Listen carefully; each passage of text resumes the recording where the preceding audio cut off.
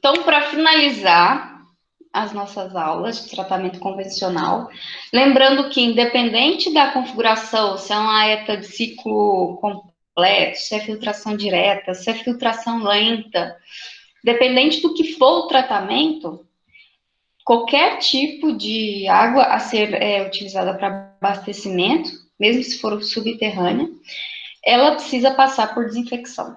Então, a desinfecção é a única forma de você ter uma maior garantia, né, de que você está eliminando o máximo possível dos micro-organismos, já que boa parte dos patógenos, né, os causadores de doença, principalmente doenças vinculadas à falta de saneamento, é decorrente a patógenos. Então, a desinfecção é uma forma de você estar minimizando, eliminando, não exatamente sem ter eliminação de 100%, mas você tem uma inativação de patógenos, de micro-organismos. Gostaria de fazer relembrar a vocês, né, de que a água ela é um veículo de doença. Então, assim, como no Brasil os esgotos são lançados nos rios, mesmo que o esgoto passou por um tratamento, o esgoto não passa por desinfecção. Então, você não faz a desinfecção do esgoto. Então, pode, né, acontecer de ter micro-organismos patógenos na água. Então, é por isso que é essencial, né, indispensável em qualquer situação, que se faça a desinfecção. Então, tem que fazer a desinfecção. Aqui, só lembrando algumas doenças comuns, né, que podem estar presentes na água, que são basicamente doenças ligadas a vermes, né, ou algum protozoário, bactérias, que causam, né, alguma doença como febre, disenteria, né? Então a gente tem aí cólera, tem os protozoários como a giardia, tem cristoporídeo, que também é um protozoário, a gente tem hepatite A, hepatite B, poliomielite, né? Até algumas problemas como febre amarela também podem ser vinculadas à água. Claro que boa parte dessas doenças já foram, assim, né? Se tem às vezes até uma redução muito grande, mas infelizmente ainda tem locais, principalmente são muito precários com a questão do saneamento, que se tem sim essas doenças presentes ainda. O Brasil ele tem um saneamento ainda bem pobre, né? Lembrando que o nosso esgoto tratado é menos que 50%. Então, tem uma fração que ou está indo contaminando o solo, a partir de fossas, né? Fossas sem permeabilização. E também tem uma parcela que é lançada in natura, ou seja, sem tratamento nenhum nos rios. Lembrando que esse mesmo rio vai ser utilizado para abastecer uma cidade. Então, sim, nós temos problemas. Aqui só para também mostrar, né, quantos por cento da população tem acesso à água tratada, né, água na sua rede, na sua torneira. Então, se a gente pegar o Brasil, ele ainda não tem 100%, né, embora esse dado é um pouquinho antigo, hoje a gente deve estar aí com quase 90%, mas ainda tem uma parcela da população que não tem água de fácil, né, ou disponível na rede. Então, tem uma parcela que não tem rede, mas tem acesso mais fácil. E essa coluna mais clarinha, esse branquinho, ele está fazendo aqui uma relação entre tratamento e mortalidade infantil. Por que que ele sempre vincula essa questão de doenças, de veiculação hídrica com mortalidade infantil? Justamente porque as crianças, elas são mais sensíveis, né? Antigamente, principalmente, quando se tinha praticamente zero, né, tratamento, tinha muita questão de mortalidade infantil, tá? Então, ele ainda é um problema, mesmo que em menor escala. Então, olha aqui, esse outro gráfico, ele mostra em que local se tem tratamento, né, coleta de esgoto, com a questão da mortalidade infantil. Então, vocês podem ver aqui, locais que se tem um alto tratamento de esgoto, né, se tem rede, coleta e tratamento de esgoto, por exemplo, isso aqui no próprio Brasil, só que mostra regiões, estados em que você tem, por exemplo, São Paulo com 88% de coleta de esgoto, a mortalidade infantil é bem inferior, mesmo no sul. Agora, se você pega, por exemplo, norte, né, Nordeste, Centro-Oeste, onde que as taxas de tratamento de esgoto são menores, a mortalidade infantil tende a ter uma maior taxa, porque estão vinculadas. Boa parte das doenças que causam mortalidade infantil está relacionada com contaminação da água. Então, o que é a desinfecção? Eu imagino que agora, principalmente em tempos de Covid, né, vocês devem estar com esse termo bem mais claro assim na cabeça, né? Porque é justamente o que o álcool faz. Porque a desinfecção, ela não é uma esterilização. A esterilização é quando você tem uma eliminação 100%. Então, você passou ali por um processo de, sei lá, uma autoclave, né? Em que você aumenta a pressão, além da pressão atmosférica, você aumenta a temperatura também num valor muito alto. Ou seja, você vai eliminar, ou seja, até mesmo os pequenos esporos, né? Não sei exatamente agora o nome, mas as formas vivas, mesmo que não estejam, né, latentes, estejam grandes, elas vão ser eliminadas. Agora, quando se fala inativar, eu gosto de dar um exemplo bem legal. Não necessariamente aquela bactéria morreu, ou não necessariamente ela foi eliminada, mas ela foi inativada. Ela deixa de causar mal, por exemplo. Então, ela tem suas funções metabólicas reduzidas, ou às vezes ela deixa de reproduzir, ou ela tem assim, como ela foi afetada, ela não vai causar, né, o mal que poderia quando se passa por uma desinfecção. Então, quando a gente fala do tratamento de água, nós não temos uma esterilização, mas sim, né, uma desinfecção, onde eu vou inativar, né, destruir, não de forma completa, mas vou causar danos àquela membrana, aquela estrutura celular, de modo que ela não cause os danos que deveria. Aqui, alguns fatores que influenciam na desinfecção. Por exemplo, você vai lá, aqui na época do corona, né? Você tá com a mão suja, tem, sei lá, solo na sua mão, tem resíduos na sua mão. Adianta você pegar o álcool e passar na mão suja? Né? Pode até melhorar um pouquinho, mas você não está tendo uma desinfecção adequada. Porque os micro-organismos, eles se abrigam, eles se escondem na sujeira. Então, por exemplo, turbidez. Ela funciona, né? Lembrando que turbidez são sólidos suspensos. Os sólidos suspensos vão servir como um escudo, um abrigo, né? Os micro-organismos vão se proteger da ação do desinfectante junto à turbidez. Então, ela não é legal.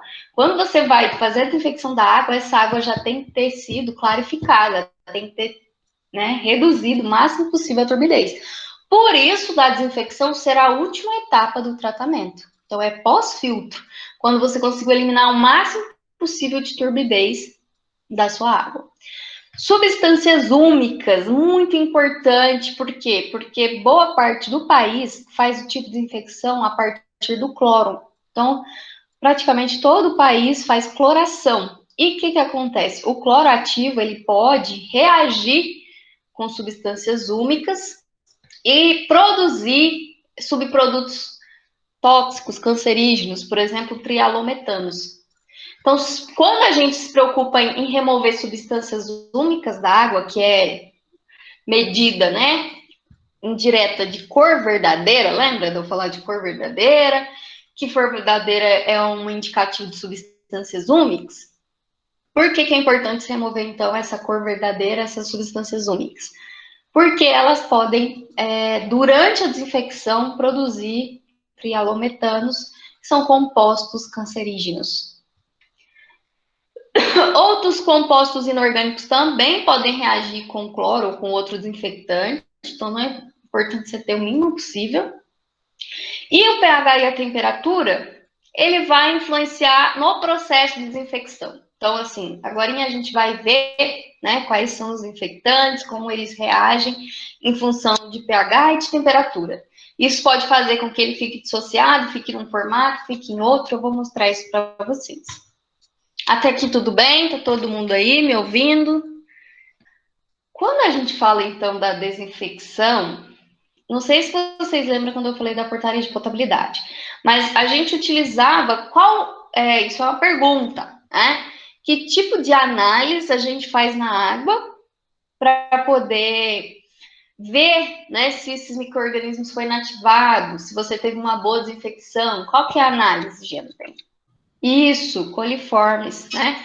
Então, os coliformes termotolerantes, posso fazer coli também, ou coliformes totais.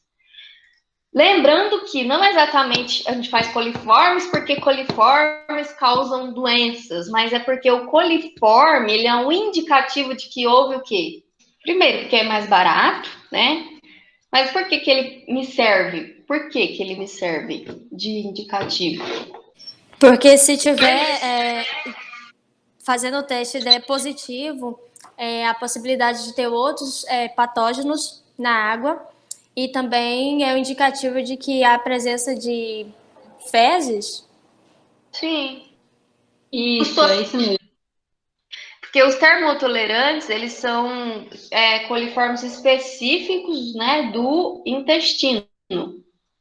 Então, se tem coliformes, né, se deu ali um coliformes totais, mais especificamente E. coli, porque E. coli que é específica do intestino, significa que houve contaminação, poluição fecal da água. E se houve poluição fecal, a chance de ter patógenos, né, você pensa aí, uma cidade igual Rio Verde, que está lançando esgoto na água, você tem garantia de quantas pessoas estão doentes na cidade? Então, você não pode dizer que não, né? Se tem fezes, há chances de ter pessoas doentes, né? Que teve suas fezes indo parar ali naquele corpo d'água. Então, ele é um indicativo, principalmente os termotolerantes E. coli, de que houve contaminação fecal, né? Que houve ali um lançamento de esgoto.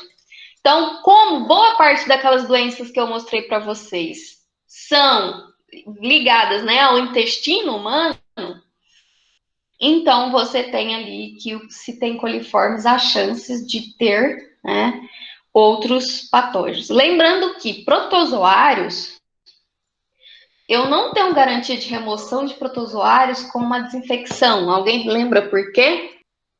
Porque os oocistos são resistentes. Exatamente, né? Os oocitos que são como se fossem, né, os ovinhos deles, tem uma... Imagina a casquinha ali de ovo que é resistente ao desinfetante. Então, ele não vai ser inativado durante a desinfecção. Como ele tem assim, um tamanho de sólido suspenso, então eu tenho que ter uma boa remoção de turbidez, né, para poder garantir, de certa forma, que houve remoção de protozoários. Então, não posso confiar só na análise de coliformes, não posso confiar só na desinfecção.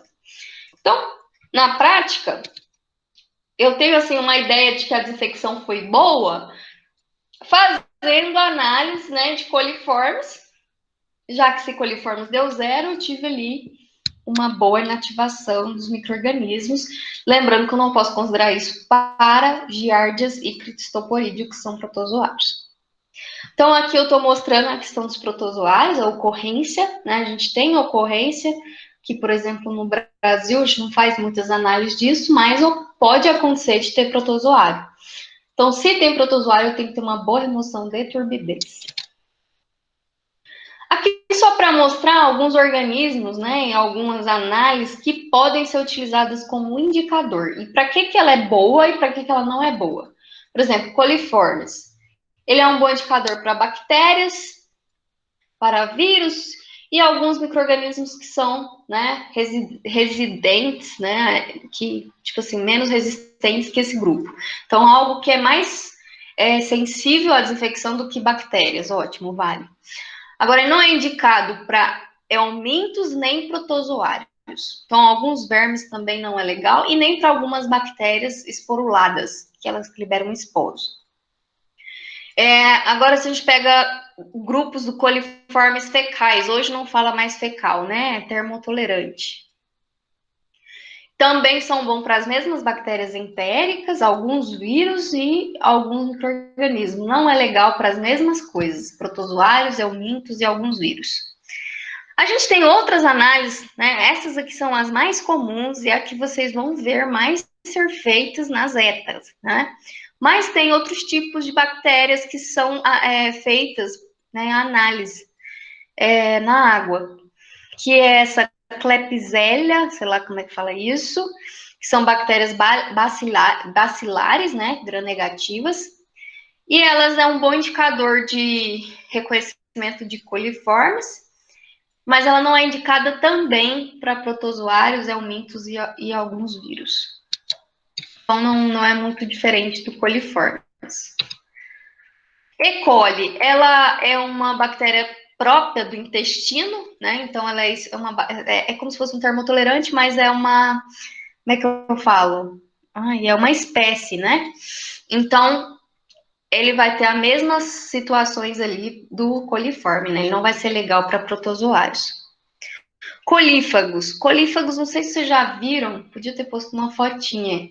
Ele é muito comum na água, nos rios, né? Principalmente se forem uns rios saudáveis, você tem aí os colífagos. Muitas das vezes eles utilizam os colífagos também para fazer análise toxicológica, mas também não são indicados para protozoários.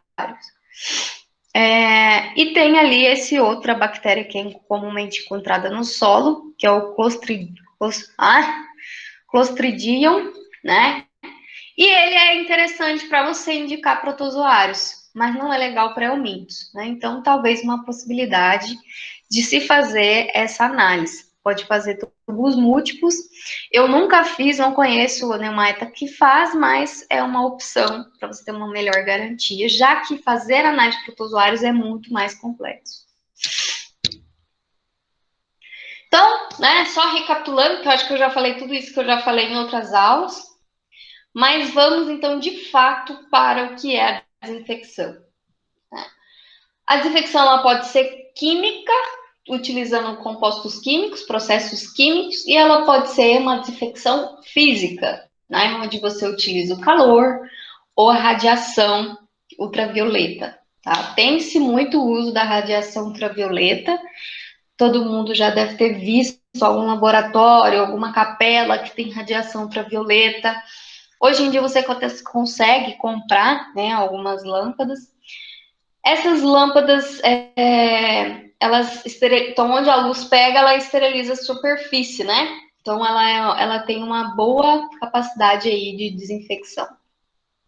Tem ETAs que trabalham com radiação UV, ela também depois pode ser utilizada em processos avançados de oxidação. Depois eu vou falar um pouquinho sobre isso, embora não seja a ênfase da nossa disciplina. E os mais comuns que são feitos são utilizando os agentes químicos. Os que eu vou dar ênfase nessa aula vai ser todos os oxidantes de cloro, né, que faz cloração, a partir do cloro ativo, mas você tem vários tipos, né, encontrado, pode ser líquido, sólido ou gasoso, vou falar do cloro gás, da água sanitária, que é o hipoclorito, né, que você encontra na forma líquida, que é o hipoclorito de sódio, e você também tem o hipoclorito de cálcio, que você encontra na forma sólida, o de sódio, que é água sanitária, na forma líquida. Vou falar também das cloraminas, do dióxido de cloro e do ozônio. Vou dar mais ênfase nesses 4, que são os mais comumente utilizados. Mas saibam que existem outros oxidantes químicos, que são peróxido de hidrogênio, permanganato de potássio, alguns outros íons metálicos. Esses últimos 3 são muito utilizados, principalmente em processo de oxidação avançada, né, que também, além de fazer desinfecção, eles podem ser capazes de oxidar quando combinados, né? Até mesmo compostos contaminantes, como pesticidas. Mas não é o caso do que a gente vai ver aqui hoje, tá bom? Então, aqui eu vou falar de alguns mecanismos que acontecem durante uma desinfecção, de atuação da desinfecção. Então, ó, a desinfecção pode destruir a estrutura celular, né, do micro-organismo, ela pode causar interferência no metabolismo, pode tornar algumas enzimas que o micro-organismo libera não funcionais, então essas enzimas deixam de funcionar. Ele causa interferência na biossíntese e no crescimento celular do micro-organismo. Então, acaba que ele evita alguma síntese. Quando evita síntese, né, de coenzimas, ele acaba perdendo a função. Por isso que a gente fala que a desinfecção inativa, né? Não necessariamente eliminou, morreu, mas você inativou, deixou desestruturado, deixou sem função, né, aquele micro-organismo. Vamos falar do mais comumente usado, principalmente aqui no Brasil, né? Que quando a gente. Até algumas referências vão ver que, ao invés de pôr desinfecção, põe o termo cloração. De tão comum que é o cloro no Brasil. Então, como eu já havia começado a falar, você encontra ele, né, comercialmente falando, de 3 formas. Que é o cloro gasoso, que é o mais comum nas ETAs, né? Que eu coloquei alguma imagem. Lembrando que o cloro gás, ele é tóxico, tá? Então, exige muito mais cuidado na hora de manusear os cilindros e tudo mais, mas quando ele entra em contato com a água, ele perde essa toxicidade. Então, ele só é tóxico se ele for inalado como gás, certo? Tem o hipoclorito de sódio, que é o mais comum no mercado, que a gente utiliza para fazer desinfecção, né, do banheiro, da nossa casa, do piso, de superfícies, que é aqui boa, uma marca, né, mas é água sanitária o nome. É o hipoclorito de sódio. Então, nessa forma, ele é encontrado como líquido. Então, por exemplo, você tem uma cisterna em casa, é lana, né? Você tem, ou você recebe da rede, mas é água subterrânea, né? Água subterrânea. Mas aí você tem uma cisterna em casa. Você pega da rede. Por exemplo, você falou que boa parte da cidade tem a cisterna em casa. Eles podem fazer. Aí, nesse caso, eles podem usar que boa, né? Ou qualquer outra marca aí de água sanitária. Claro que você tem que estudar certinho a dosagem. Isso, E eu descobri que aqui realmente eles não fazem a desinfecção da água para distribuir. Sério? Sério, não faz. Não, mas não é possível, porque isso é contra a vigilância sanitária, contra a portaria do Ministério da Saúde, né? Então, isso aí é caso até mesmo de denúncia, né? Se você tem certeza disso, vocês podem fazer uma denúncia para a vigilância sanitária ou para o órgão estadual do ambiente, que é a SEMAD agora, né? Digita lá, Secretaria de Meio Ambiente de Goiás no Google e faz uma denúncia, né? Porque não tem condição dessa água não passar por desinfecção. E se não faz, você pode pôr também no seu filtro algumas gotinhas aí, acho que é 6 gotas para 1 litro de água, para fazer, então, uma desinfecção. Mas depois reveja essa dosagem. E tem também ele na fase sólida, que aí, ao invés de ser hipoclorito de sódio, é hipoclorito de cálcio. Aí você encontra essas pastilhas. É muito comum você encontrar nessas lojas de camping, né? Que você pode comprar para levar para campo, etc. Quando você vai, sei lá, acampar, você pode também levar ali um vidrinho com um pouquinho de hipoclorito de sódio, que você pode sempre fazer a desinfecção da água. Claro que tem né, os principais problemas da cloração. De cara eu já falo. Formação de trialometanos. Trialometanos são cancerígenos, então você tem que ter muito cuidado durante, né, esse processo. Então agora eu vou começar a mostrar um pouquinho da química por trás, né, dessa desinfecção a partir do cloro. Independente se você está usando o hipoclorito de sódio, que é o sólidozinho, a Quiboa, que é líquido, né, que é o hipoclorito de sódio, ou o cloro gás, todos eles vão liberar o que a gente chama de cloroativo. O que é o cloroativo? Ele pode ser chamado de ácido hipocloroso ou hipoclorídrico. Aqui na aula eu vou chamar de ácido hipocloroso para não ficar confundindo muito. Então, ó, aqui a gente tem uma equação, né, uma reação química acontecendo. Essa reação aqui é para o hipoclorito de sódio. Então, ó, é uma molécula de sódio e esse OCl é o íon hipoclorito, tá?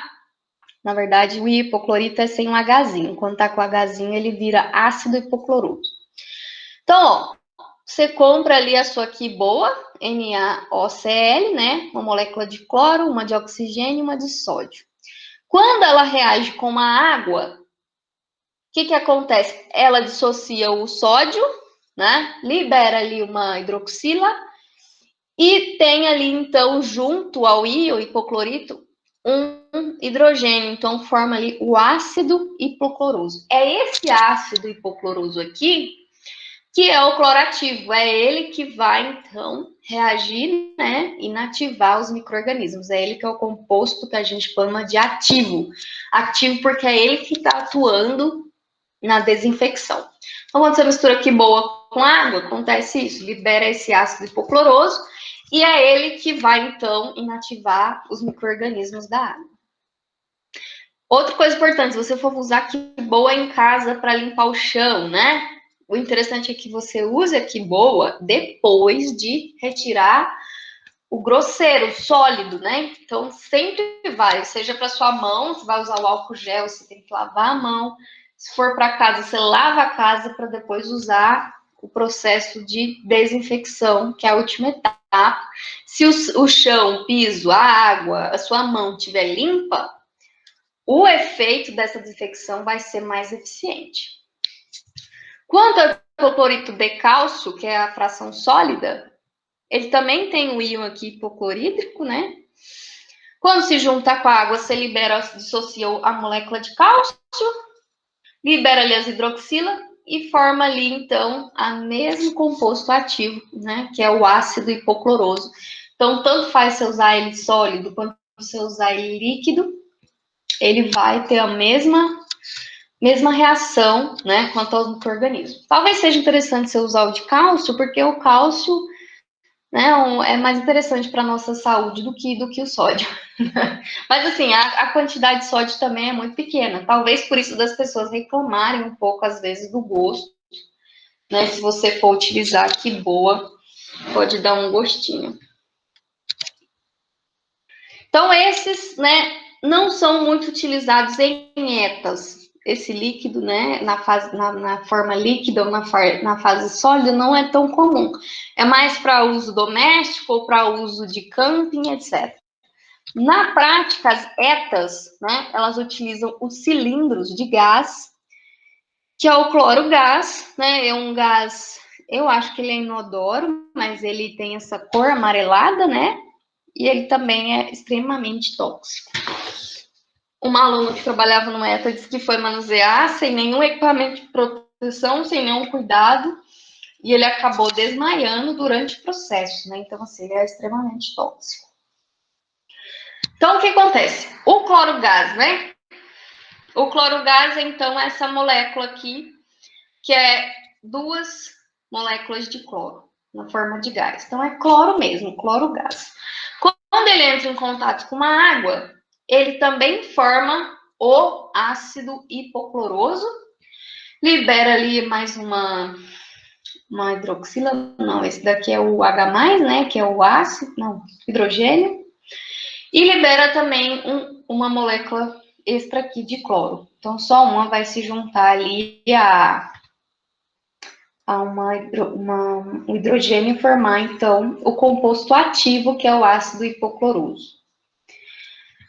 Essa questão dele ficar variando entre ácido hipocloroso, ele também, se você tiver, por exemplo, um pH muito baixo, pode ser que todo o seu ácido hipocloroso se dissocie do hidrogênio e fique ali como principal forma ativa o íon sozinho, né? O íon hipoclorídrico. Embora ambos tenham, né, suas ações, mas o mais comum de se utilizar é o ácido hipocloroso. Então, ó, é a mesma coisa, é o mesmo cloro-gás, só que a depender das condições de pH, ele pode ser encontrado na forma ativa como ácido hipocloroso, que é quando tem um Hzinho, ou quando está sem um Hzinho, que é o íon hipoclorídrico. Aqui, ó, um gráfico que mostra bem isso, ó. Se o pH for menor que 6,5, não ocorre a dissociação do ácido hipocloroso. Então, ele vai se manter ali junto ao hidrogênio, ácido hipocloroso. Se o pH for maior, aí ele pode se dissociar. Por quê? Lembra que em pHs baixos tem a ver com a temperatura também, né? Em pHs baixos, você tem mais hidroxilas presentes na água, né? Então, por isso dele não se dissociar. pH alto, você tem mais hidroxilas do que hidrogênios, né? Então, pode se dissociar. Então, na prática, você tem um pH ideal. Ó, nesse gráfico que a gente tem, desse lado a gente tem o íon hipoclorídrico e desse lado a gente tem um ácido hipocloroso. Então, ó, quando você tem 100% de ácido hipocloroso, ó, seu pH é bem baixo, de 4, ó, passou de 6, ele começa a ter aí 10%. Ó, no pH 7 você tem 90% de ácido hipocloroso e 10% de hipoclorídrico. Você vai subir no pH, o pH 8. É mais ou menos 40% de ácido e 60% do íon. pHs maiores, tipo 10, você tem praticamente 100% do íon e 0, né, do ácido hipocloroso. Por que é importante saber essa relação aqui de pH? Porque o ácido hipocloroso, ele é mais potente do que o íon hipoclorídrico. Então, se você estiver utilizando o cloro gás, é interessante que você trabalhe, né, depois da água filtrada, um pH não muito maior do que 6,5, né, no máximo ali um 7, para que você tenha mais presença do ácido hipocloroso do que do íon hipoclorídrico, porque o ácido é mais potente, né, do que o íon. Tudo bem? Posso continuar? Então, é interessante que você tenha ali um pH mais baixo, até um 7, 7 e pouco, para que você ainda tenha grandes percentuais do ácido por ele ser mais forte. Outra coisa muito importante, isso não vale só para o cloro, vale praticamente tudo, todo tipo de desinfetante, o tempo de contato, né? Imagina que você quer desinfetar o seu vaso, você jogou o cloro, mas você já deu descarga imediatamente. Então, você não deu tempo do seu desinfetante fazer o efeito. Porque a eficiência da desinfecção, ela vai depender da concentração do cloro que você colocou, mas ela também vai depender do tempo de contato. Então, são duas coisas, é o tempo de contato e a concentração, né, dosagem da quantidade de cloro que você colocou. Aqui eu acho interessante porque esse gráfico mostra uma relação entre vários tipos de micro-organismos aqui, né? Você tem hepatite, você tem E. coli, você tem esses outros que eu não sei o que é, mas imagino que seja algum tipo de bactéria, etc. São patógenos, tá? E aqui mostra mais ou menos o pH que a desinfecção atua com maior qualidade. E ele te dá aqui uma noção de qual dosagem de cloro vai ser legal, né, para esse... aqui tá faltando, mas esse eixo Y aqui é o tempo. E o eixo X, cloro livre. Depois eu vou pegar melhor a referência, mas tenho quase certeza que esse eixo Y é o tempo. Então, por exemplo, se você pega E. coli, com uma baixa dosagem, ao menos que 0,1, menor que 0,1 de cloro livre, e é do tempo, né, variando quase de 1 até 100, imagino que segundos, né, não, minutos, provavelmente. Droga, não sei de onde que eu tirei isso aqui, depois eu vou olhar. Imagino que seja minutos. Você tem ali uma certa eliminação de E. coli, mas se você pega, por exemplo, esse outro aqui, B1 tarás, sei lá como é que fala isso. Você precisa de uma dosagem bem mais alta, ó, acima de 10, né, de cloro, e também de um tempo alto, né, maior que, sei lá, isso aqui deve ser um 50, né, ou um 20, isso aqui tem escala logaritmo, mas você precisa de um tempo mais tempo e uma concentração maior para eliminar esse micro-organismo. Então, alguns micro-organismos vão ser mais sensíveis, com a baixa dosagem, com um tempo pequeno, vai fazer efeito, mas tem outros que vão ser eliminados com um tempo bem maior e com uma dosagem também de cloro bem maior.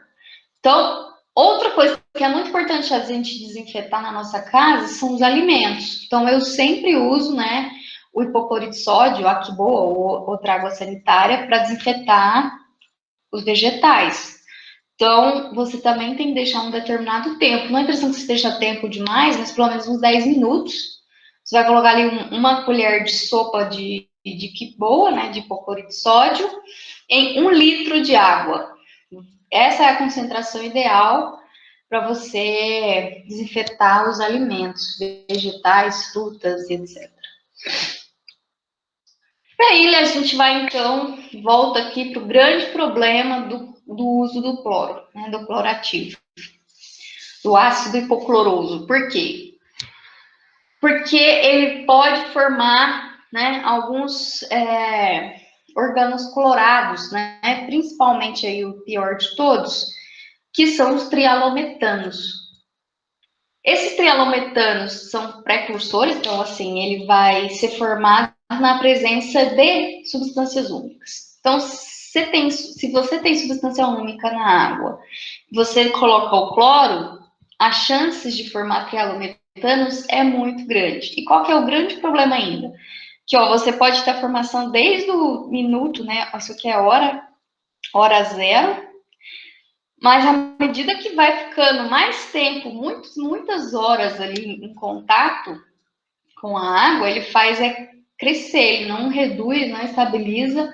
Quanto mais tempo fica, né, em contato esse cloro durante essa desinfecção, maior vai ser ali a formação de trialometanos. Então, esse gráfico que vocês estão vendo é a formação desse subproduto com uma cor verdadeira bem elevada. Olha só, cor verdadeira na faixa de 200. Então, sempre vai formar trialometanos? Em teoria, se você tem uma baixa concentração de substâncias úmicas, né, de cor verdadeira, não se deve formar trialometanos. A minha grande preocupação com a questão dos trialometanos é principalmente porque é uma coisa que eu tenho que falar para vocês também.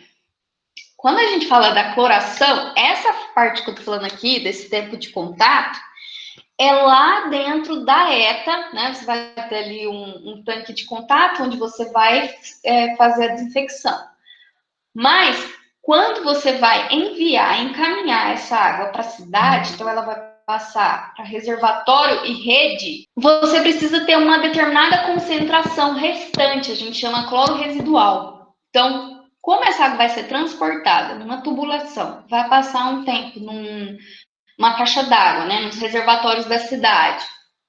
Se tem contaminação na rede, pode ser que a água saiu da ETA toda desinfetada, mas se não tem nenhum cloro residual, uma quantidade de cloro extra, pode ser que essa água seja contaminada na rede durante esse percurso da ETA até sua torneira. Então, para garantir que a água vai chegar na sua torneira desinfetada, é utilizado o que a gente chama de cloro residual livre, que é uma concentração que se deixa de cloro na água, uma concentração pequena, mas se deixa um pouquinho, que é a que chega na sua torneira, né, de modo a evitar que ocorra recontaminação durante o processo ali na rede. Então, esse é o cloro residual.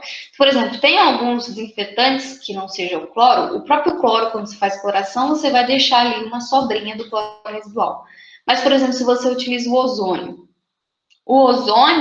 né, ele não deixa residual na água. Então, se você usou ozônio, você vai ter que usar o cloro ou outro químico que deixe o residual para esse processo de caminho, né, da ETA até a sua torneira. Então, reservatórios e rede, você tem que deixar uma quantidade extra, tá?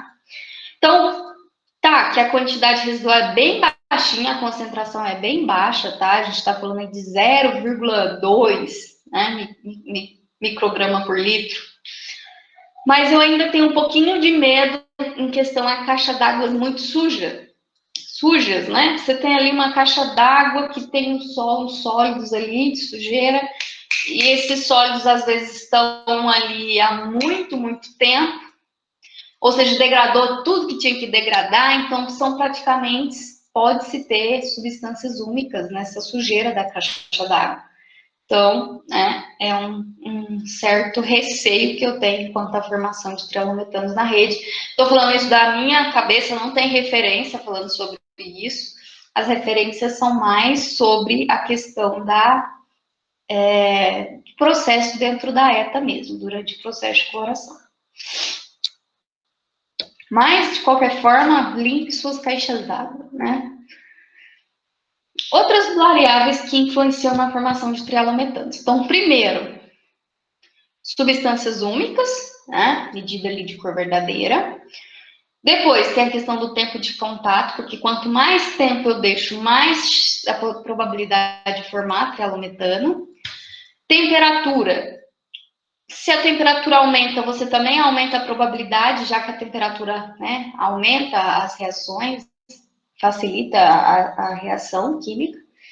pH também pode aumentar a formação de trialometanos, né, porque você pode ter ali uma ação catalítica sobre alguns holoformo, né, que são alguns precursores aí dos trialometanos. Se vocês olharem essa equação que eu deixei aqui em cima, ó, você tem um ácido hipocloroso mais substâncias úmicas mais bromo. Então, você precisa do brometo, tá?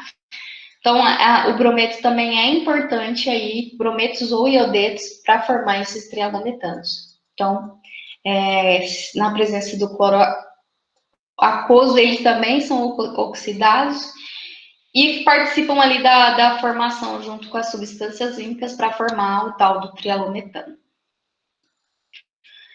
Algumas características dos precursores, né? Precursores é o que a gente chama esses trialometanos de precursores, porque eles estão após, né, ali o processo da defecção. Então, precursores é quem atua para formar o trialometano. Então, seria as substâncias úmicas e os brometos e os iodetos. Quanto mais concentração você tem de ácidos úmicos, ácidos túbicos, brometos, iodetos, você pode ter maior concentração de trialometano. Então, se a concentração de substância úmica é mais baixa, provavelmente você vai formar uma concentração menor de trialometano, basicamente isso.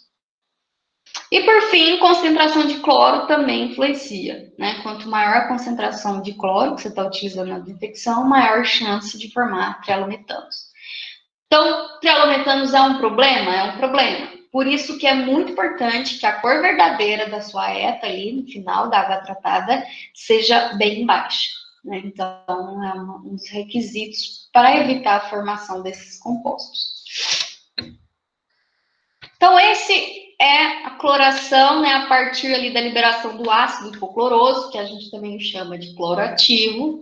Então, tudo que eu falei são vinculados a qualquer uso, né, do cloro e as suas principais vantagens e problemas. Vantagem: ele tem um custo bem baixo em relação aos outros, né, aos outros que eu vou mostrar. Ele tem um valor mais baixo, tem uma eficiência boa de desinfecção, então ele é potente, é um desinfectante potente. Então, por isso, ele ser muito utilizado. A maior desvantagem dele é a formação de trialometanos nas situações que eu falei. Por isso, a gente tem outros desinfetantes alternativos, por exemplo, cloraminas. Cloraminas, basicamente, é o ácido hipocloroso na presença de amônia. Então, você vai utilizar a amônia junto ao ácido hipocloroso para formar as cloraminas. As cloraminas que eu vou mostrar, elas reduzem, né, praticamente não formam os trialometanos porque elas não reagem com substâncias úmicas. Então, como essas cloraminas não reagem com substâncias úmicas, elas não formam trialometanos. Então, essa é a maior vantagem dela. O residual da monocloramina é mais estável do que o do cloro livre. O que eu quero dizer? Lembra do residual livre que você deixa para chegar até a sua torneira? Quando o residual é de cloramina, ele é mais persistente, ele fica mais tempo ali, tem menos chance de se perder durante o caminho ali da rede e reservatório do que o ácido hipocloroso, né? Então, ele tem um residual bom e também tem chances praticamente nulas de formar trialometanos. Não causa odor, não causa sabor, né? Porque ele não reage com substâncias úmicas, então ele não tem odor.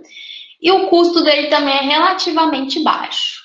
Só que ele tem um menor poder de desinfecção quando comparado ao cloro ativo, né, que eu mostrei antes. Então, só o ácido hipocloroso tem mais potência do que as cloraminas. Também não oxidam ferro, nem manganês, nem sulfetos. Porque essas cloraminas, a depender do pH, da temperatura, elas podem ser encontradas na forma de monocloramina, né? Vocês estão vendo aqui, né? Que é o NH2 e uma molécula de cloro. A dicloramina, que é o NH e cloro 2, também duas moléculas de cloro. E a tricloramina, que é o NCl3, ou seja, 3 moléculas de cloro. A dicloramina, ela pode causar odores, tá? Então, se você não controlar bem o pH e tudo mais, e tiver no forma cloramina, dicloramina, pode ter odor. Então, é uma desvantagem. Se você também usa excesso de amônia no sistema, pode causar nitrificação. Isso também não é interessante você ter processos de nitrificação, né, dentro do processo de água. Isso é importante no tratamento de esgoto. Então, só para vocês vejam aqui as carinhas delas, né, das fórmulas delas. Então, ó, esse é o ácido hipocloroso, o hipoclorítrico. Quando eu junto esses caras com a amônia, eu posso formar, então, monocloramina, dicloramina e tricloramina. São as que eu estou chamando aqui de cloraminas. Então, olha aqui a reação dela. Então, você pegou ali o ácido hipocloroso, pode pegar até o cloro gás. Formou ali o ácido hipocloroso, eu adiciono, né, amônia gasosa também. E aí as duas vão reagir entre si e vão formar a monocloramina e água, né? Então, é assim que eu produzo, né, a monocloramina. Só adicionar amônia. Quando essa monocloramina começa a se oxidar, ela forma a dicloramina e a tricloramina. Então, essas são as reações. Então, você tem lá a monocloramina, ela se oxida em dicloramina e depois ela se oxida a tricloramina. E isso é influenciado, né, essas reações na produção de cloro, da tricloramina, tem muito a ver com o pH. Por exemplo, em pH 5, 13% das cloraminas na água vão ser do tipo monocloramina. E 87% vão ser do tipo dicloramina. Dicloramina não é legal porque ela pode causar odor. Então, não vou usar pH 5 nessa reação. No pH 6 é mais ou menos meio a meio. 53 de mono e 43 de dicloro. No pH 7, 88% de mono e 12% de dicloroamina. Então, ó, o pH 7 é mais interessante do que 5 e 6. Então, é interessante eu trabalhar com pH 7 e 8 para eu ter, né, predominância da monocloramina, já que a outra tem odor. Então, é o contrário do cloro ativo, lembra? Porque até o pH 7, mais ou menos, 6,5, 7, você tinha o ácido hipocloroso, que era mais potente do que o hipoclorídrico. Aqui é o contrário. Em pHs maiores que 7, são legais porque você vai ter predominância da monocloramina. Então, aqui, né, deixei maior que 7 predomina a monocloramina. E menor que 5, você tem a dicloramina formando ali em competitividade. Aqui é um gráfico, né, interessante, porque ele mostra como que ocorre a formação das monocloraminas, né? E em relação à quantidade de cloro que você utilizou e a quantidade de amônia que você utilizou, né? E aqui ele está mostrando o gráfico do cloro residual. Lembrando que cloro residual é aquele que sobra depois da reação. É o que sobra para ir para a rede, digamos assim. Rede reservatória até sua torneira. Então, ó, no início da reação aqui, que você está adicionando algumas baixas concentrações de cloro. né, e alguma concentração de amônia, você começa a ter a formação das monocloraminas, até que chega a um ponto, né, que você tem ali como é que fala? Começa a se oxidar, né? Ó, a formação da monocloramina, desculpa, ela começa como dicloramina.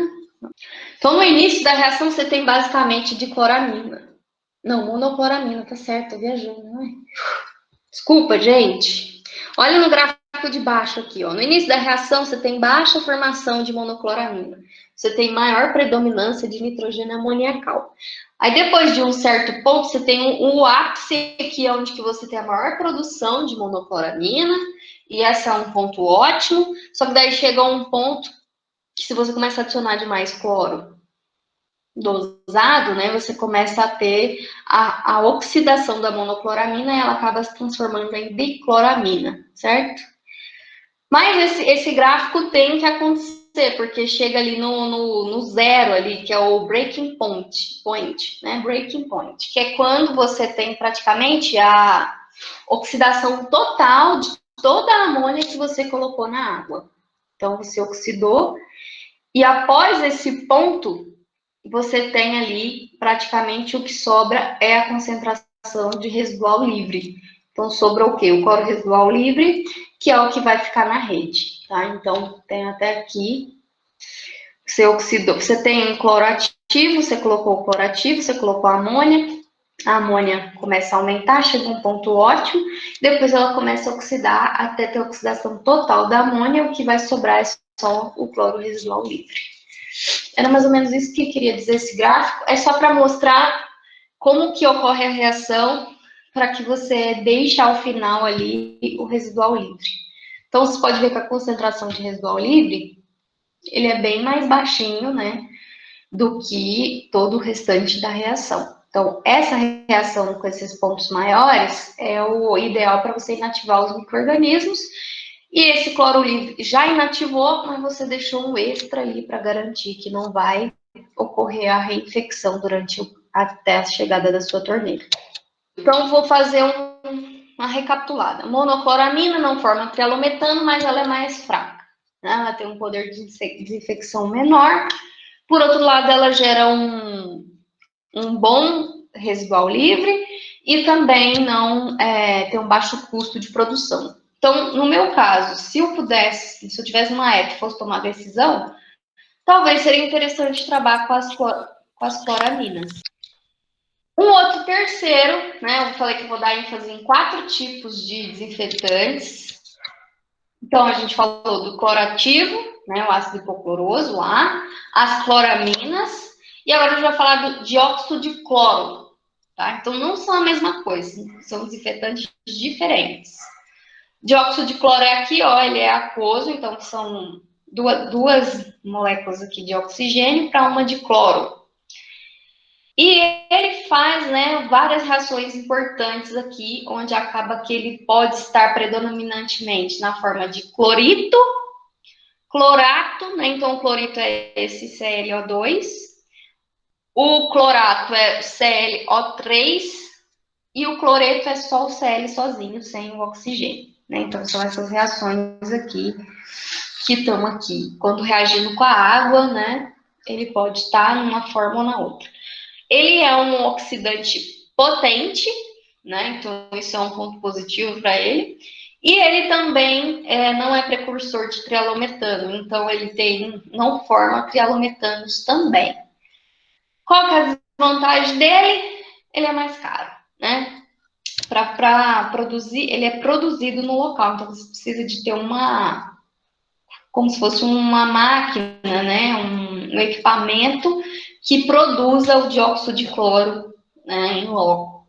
E isso acaba tornando mais caro, mas ele seria o ideal entre os outros dois que eu falei, porque ele é tão potente quanto o ácido hipocloroso e ele não deixa residual como as cloraminas, né? Então, ele, entre os dois que eu falei, ele é muito melhor. Aqui a gente está vendo, né, questão de tempo de contato. Esse tempo de contato é o tempo da desinfecção, né? O tempo que ele está reagindo. E aqui a gente tem uma única dosagem. E aí aqui a gente está mostrando em questão do tempo qual a predominância, se vai ser de clorito, clorato, de dióxido de cloro, clorito e clorato. Nos tempos iniciais você tem basicamente dióxido de cloro, e à medida que o tempo vai aumentando, aí você começa a ter mais clorito do que dióxido de cloro, e as concentrações de clorato são sempre mais ou menos baixas, né? Mas é o que está aí. Mas de fato o que se tem mais predominância é do tal do clorito ao longo do tempo. Como esse gás, como eu falei, ele é produzido no local principalmente porque ele não pode ser comprimido e nem armazenado. Porque se você comprime ele em uma concentração, né, de 10% por volume de ar, isso já é o suficiente para causar uma explosão. Então, ele não pode ser comprimido nem armazenado, diferente do cloro gás, e isso acaba sendo assim, um empecilho de comércio do dióxido de cloro. Então, qual que é a vantagem? Não produz trialometano, nenhum outro subproduto halogenado. Ele reduz bem e controla sabor e odor, principalmente provindo de algas e outros compostos. Ele atua bem em qualquer faixa de pH, então não tem aquele problema, se o pH tem alto, você reduz a desinfecção. Não, ele tem uma ampla faixa de atuação em pH, então qualquer pH ele é ok. E ele tem uma boa remoção de protozoário. Lembra que o protozoário é resistente? Em relação aos outros, ele tem uma ação mais eficiente aí em relação aos protozoários. Porém, ele tem análises mais complexas, porque lembre que você está fazendo desinfecção, mas a EPA tem que estar o tempo todo monitorando concentração de residual livre. Tem uma quantidade ótima de residual livre, se passar daquilo já pode ser problemático para a saúde, então você tem que analisar o residual livre. E aí, quando você fala de dióxido de cloro, é mais complexo você fazer análise na água para detectá-lo, tá? Então é mais complexo e isso torna mais caro também. O equipamento que faz a geração dele tem que ser instalado no local, ele é caro, né? Tem um certificado, então tem custo maior de produção.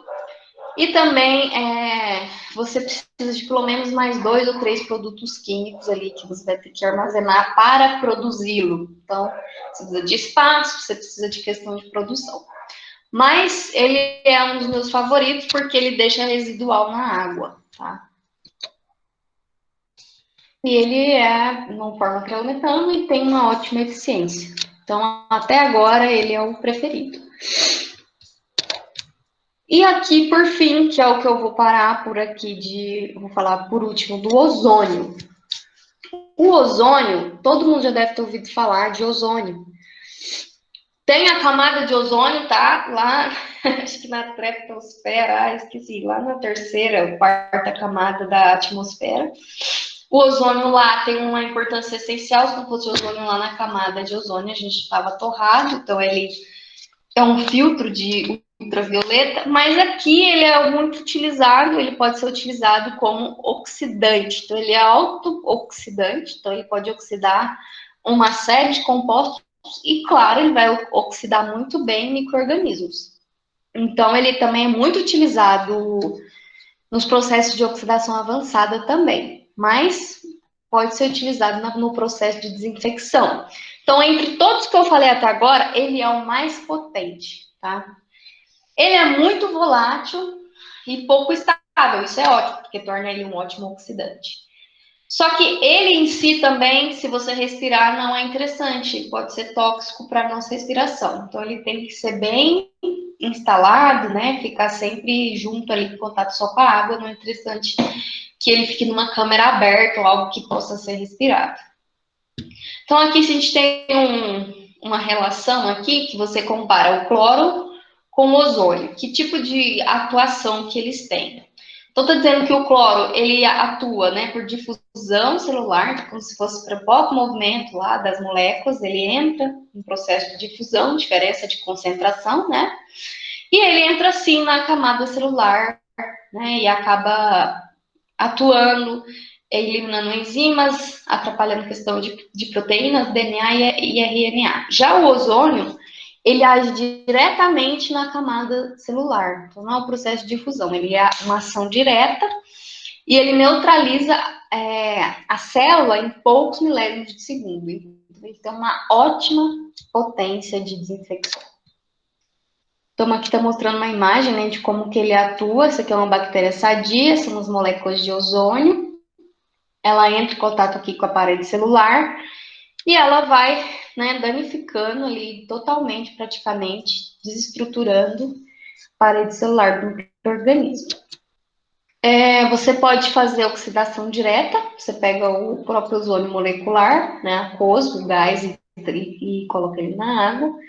E você pode também utilizar ele combinado com alguns radicais livres de hidroxilas, né, que são produzidas durante a própria decomposição do ozônio. Então, aqui está mostrando aqui a oxidação direta e a decomposição do ozônio. Quando você tem essa decomposição, você pode ter oxidação direta e pode formar subprodutos, tá? Então, aqui o consumo desses radicais livres pode formar subprodutos, mas também não é nada demais, tá?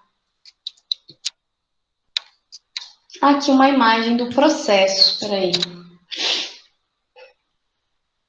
Então, geralmente, você tem um filtro, um compressor, você utiliza isso para poder liberar o ozônio na água, você tem um gerador do ozônio, e isso é colocado ali na câmara de contato. Então, você tem ali as moléculas de gás, não é muito diferente do que é feito ali com cloro gás, não, tá? Aqui eu quis comparar o uso de ozônio e do cloro. Então, aqui em questão de E. coli, para a mesma concentração de ozônio, né, de 0,1, o cloro também 0,1, você precisa de um tempo para fazer a desinfecção. Ó, o tempo de desinfecção do ozônio Cadê? Isso aqui não é tempo, né? O tempo para eliminar 99% dos micro-organismos. Do ozônio é 0,08 e do cloro é 250. É preciso ter uma noção do quanto ele é mais eficiente. Então, ele precisa de uma quantidade praticamente em torno de zero. Aqui está comparando o cloro, o dióxido de cloro e o ozônio. Isso aqui é o CT, concentração vezes o tempo de contato. Qual que é a combinação entre tempo de contato e tempo? Ó, enquanto o ozônio é 1, o cloro é mais de 1000, né? Dióxido de cloro 23. Então, entre cloro e dióxido de cloro, o dióxido é bom, mas o ozônio não tem nem comparação. Mas aí vocês me perguntam, qual que é a desvantagem do ozônio? Ele não deixa residual na água. Então, mesmo usando o ozônio, depois você teria que adicionar o cloro na água para poder distribuir. Aí você pode usar, ao invés de cloro, dióxido de cloro, mas, enfim, você precisa de algum residual, né, para você adicionar na água, para você distribuir, você sempre tem que ter cloro residual. Então, aqui a comparação, isso era para Giardia, né?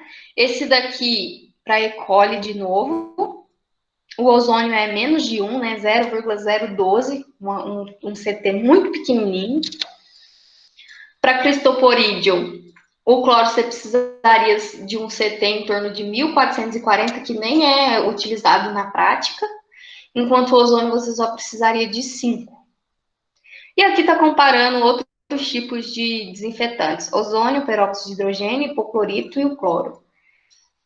Isso aqui é o potencial de oxidação, vocês podem ver, o do ozônio é o maior, né? Então, ele é realmente um dos mais potentes. Então, vantagem, desinfeta em um tempo muito pequeno, reduz cor, odor, sabor, porque ele oxida praticamente tudo. Além de oxidar micro-organismos, ele vai oxidar outros compostos. Não gera resíduo tóxico e ele é o único que rompe completamente a parede celular dos micro-organismos. Os outros não, os outros só inativa. Desvantagem, não deixa residual na água, então você tem que adicionar, você tem que gastar dinheiro com o residual. Então, você tem que adicionar, né, o cloro livre, elevado custo de produção e só funciona se tiver energia elétrica, né? Então, claro, com a eco também não vai funcionar sem energia, então acho que nem isso é tanto uma desvantagem assim. Mas a maior das questões é que ele tem um custo elevado de produção. Aqui está mostrando, geralmente, quais são as condições típicas em que você vai utilizar um ou outro, né? Então, tratamento convencional, você utiliza mais cloro e cloraminas.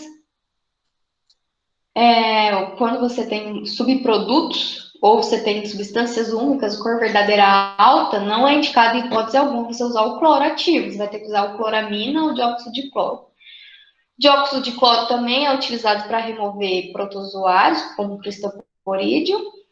E quando você tem uma baixa demanda de cloro na água produzida. Se você não tem, é interessante talvez você trabalhar com isso. Dióxido de cloro e cloraminas também são importantes ali para remover cristoporídeo. O ozônio pode ser utilizado para controlar a formação dos subprodutos. Cloramina também. Então, você pode fazer um combinado. Por exemplo, se você está usando ozônio, você tem que usar um residual livre. Você pode usar o residual livre de cloro ativo, que é o ácido hipocloroso, ou você pode usar um residual de cloramina. Eu trabalharia com cloramina, porque ela praticamente não forma, né, trialometano. E aqui, então, só para relembrar vocês essa questão de que subprodutos gera, ou seja, durante essa desinfecção, vai gerar outro composto terciário durante a reação química? A gente viu que na cloração você gera compostos halogenados, como trialometanos. Quando você utiliza ozônio, cloro ou outros processos de oxidação avançada, estou falando aqui, mas eu ainda não dei para vocês, eu vou deixar para mostrar a oxidação avançada na disciplina próxima, que é de tratamento avançado, né? Mas você pode ter a geração de aldeídos, de cetonas e outros tipos de subprodutos. E o dióxido de cloro também, quando exposto à luz solar, pode formar cloritos ou cloratos, como eu mostrei para vocês antes. E aqui, só para encerrar, isso aqui, gente, é um anexo lá da Portaria de Potabilidade 2914, e aqui ela está dizendo qual que é o valor máximo permissível para você deixar de residual livre. Residual livre na água tem que ser no máximo de 5 miligramas por litro.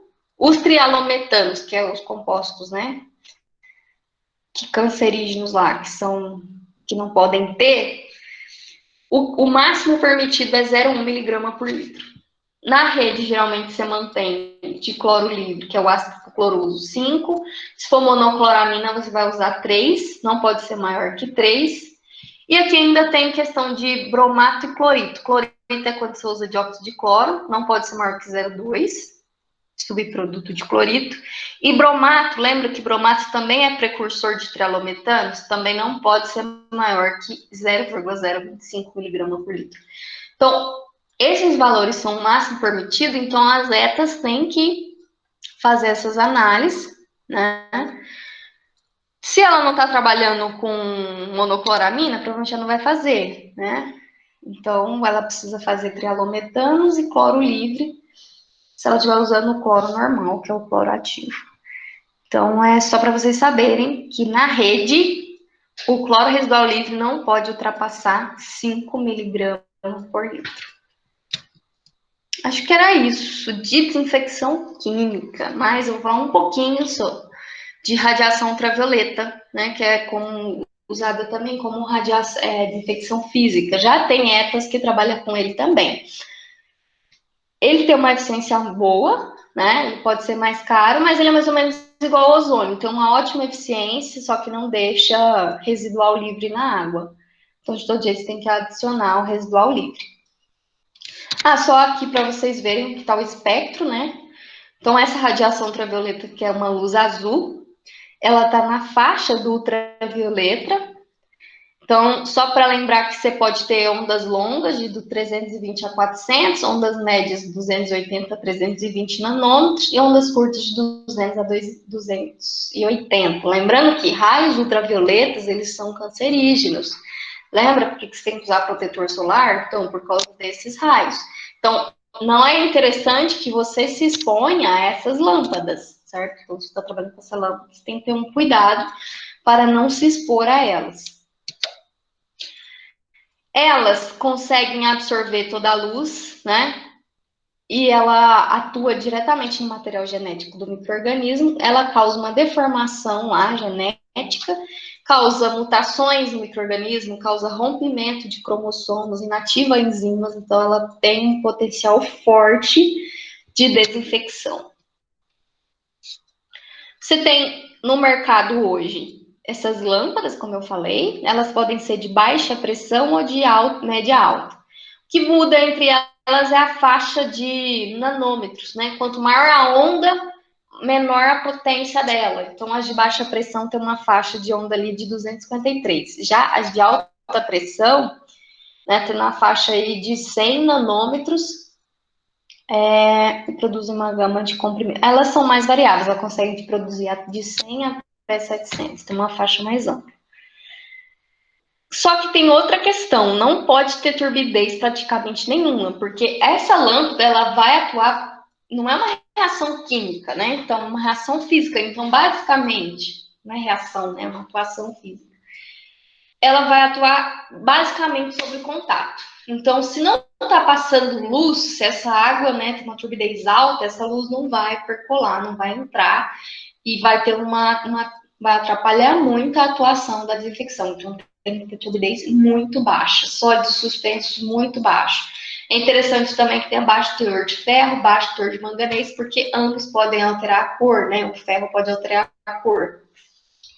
pH também tem uma ampla faixa, 6,5 a 9,5, e você não pode ter gás sulfídrico na água. E aqui já vou deixar esse conteúdo para a próxima disciplina, que é o tratamento avançado. Então, nem vou falar de POA. Basicamente, vai pegar alguns oxidantes como ozônio, vai combinar com radiação ultravioleta e vai ter um superoxidante ali, capaz de remover até pesticida. Mas não é o caso da desinfecção. Desinfecção visa apenas inativar patógenos, tá bom?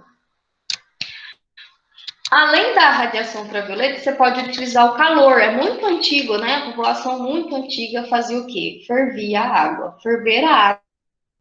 E é eficiente. Qual que é o problema de você ferver a água apenas? Você não vai deixar residual livre. Então, na ETA, não vale a pena você gastar, né, dinheiro para aquecer a água, ferver a água. Mas na sua casa, por exemplo, se você mora na fazenda, é uma opção você ferver a água. Lembrando que você não pode demorar muito tempo também para consumir. Fervi a água, deixei no filtro de barro lá por meses. Pronto, ela já não está tendo uma atuação mais. Então, quando não tem residual livre, essa água pode se recontaminar, seja por um tempo muito grande de armazenamento, por condições não muito interessantes de armazenamento, essa água fora da geladeira, num ambiente que não tem sombra, né? Igual o filtro de barro mesmo, ele pode mofar, pode ter fungo, pode gerar, né, algum outro contaminação ali, se essa água não tem cloro ativo residual.